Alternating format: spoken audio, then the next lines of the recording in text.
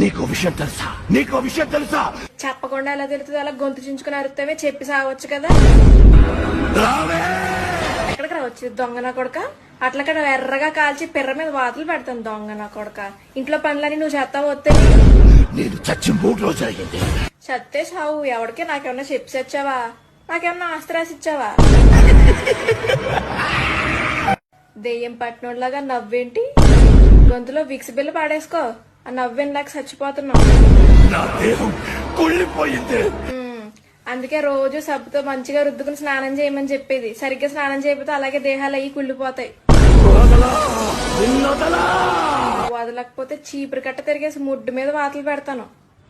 వదలా బొమ్మాలి! నిన్నొదలా!